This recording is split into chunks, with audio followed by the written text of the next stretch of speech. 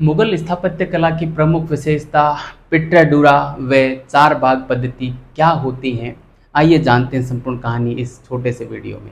Video start करने से पहले आपको बता देना चाहता हूँ, यदि ऐसे ही प्रश्नों की श्रृंखला यदि आपको चाहिए और यदि आप इतिहास विषय में असिस्टेंट प्रोफेसर के साक्षात्कार की तैयारी कर रहे हैं, तो आप अभी ज्वाइन करें मेरा स्पेशल साक्षात्कार बैच, जिसमें मैं इसी प्रकार के 1000 से ऊपर प्रश्नों की तो मैंने पीडीएफ तैयार की है, करीब 400 पेज की पीडीएफ है, वो आपको प्रोवाइड करवाऊंगा। प्लस ऐसे ही रिकॉर्डेड क्लासें आपको मिलेंगी, जिसमें करीब 50 से प्लस क्लासें मैं डाल चुका हूं और अन्य क्लासें अभी मैं और डाल रहा हूं।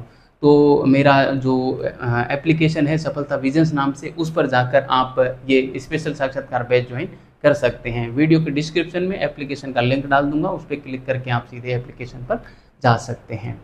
चलिए आते हैं सीधे हमारे बिंदु पे। प्यारे साथियों, पिट्राडूरा एक विशेषता थी स्थापत्य कला को लेकर जो मुगल काल में हमें देखने को मिलती है। सबसे पहले मैं ये बता दूं पिट्राडूरा होती क्या है। पिट्राडूरा एक स्थापत्य की कला है जो कि संगमरमर के पत्थर पे और जवाहरातों की जड़ाई उसके ऊपर कर दी जाती है, उसको बोलते हैं पिट्राडूरा। ठीक है, पत्थर के ऊपर और जवाहरातों की जो जड़ाई की जाती है उसको पिट्राडूरा कला कहते हैं। और इसका पहली बार जो प्रयोग मिलता है भारत में, वो मिलता है गोल मंडल, एक इमारत है उदयपुर में, वहाँ पे मिलता है। जबकि मुगल काल की मुगल काल में पहली बार पिट्राडूरा का इस्तेमाल की जाने वाली जो इमारत है वो है एतमादुद्दौला का मकबरा, जो कि आगरा में है। ठीक है, एतमादुद्दौला का मकबरा जो कि आगरा में है। ठीक है, ये जहांगीर के शासनकाल के अंतिम समय में बनाया गया था। कौन था एतमादुद्दौला और क्यों इसको एतमादुद्दौला कहा जाता था, क्या होता है इस एतमादुद्दौला उपाधि का मतलब, इन तमाम प्रश्नों को मैं करवा चुका हूँ। इन सब का आंसर जानना है तो आप मेरे स्पेशल साक्षात्कार बैच को ज्वाइन करें, वहाँ पे आपको इस प्रकार के क्रिटिकली प्रश्न मिल जाएंगे।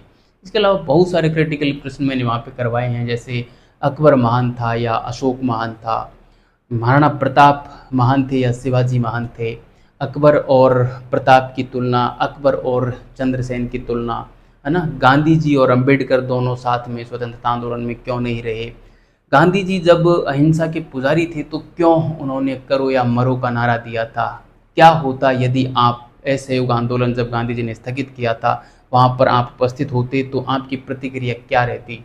ऐसे तमाम प्रश्नों के जवाब मैंने वहाँ पे दिए हैं, तो आप उसको जरूर ज्वाइन करेंगे तो मैं दावे के साथ कह रहा हूँ किसी भी प्रकार का नुकसान आप लोगों को होने वाला नहीं है।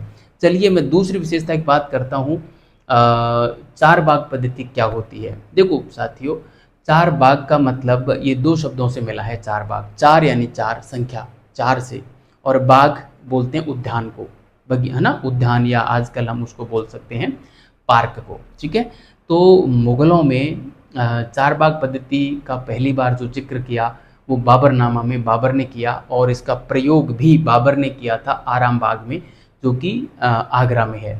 लेकिन ये ध्यान रखना, चार बाग पद्धति का स्थापत्य में पहली बार जो उपयोग मिलता है वो अकबर के समय में मिलता है, हुमायूं के मकबरे में, जो हाजी बेगम ने बनवाया था, जिसे कहा जाता है कि एक बीबी की महबूबाना पेशकश थी, है ना। अब क्या है ये पद्धति, चार बाग पद्धति, कैसे इसको बनाया जाता था और क्यों ये बनाया था इन्होंने, क्या इसका मतलब होता है। तो प्यारे साथियों देखिए, इस्लाम में एक परंपरा चलती है, एक किंवदंती चलती है, एक मान्यता चलती है कि जो जन्नत है यानी कि जो स्वर्ग है, वहाँ पे चार नदियाँ बहा करती हैं। एक पानी की नदी, एक दूध की नदी, एक शराब की नदी और एक शहद की नदी। ये चार नदियाँ बहा करती हैं जन्नत में, और उस जन्नत को धरनी पे उतारने का काम, उतारने जैसा काम इन लोगों ने किया था।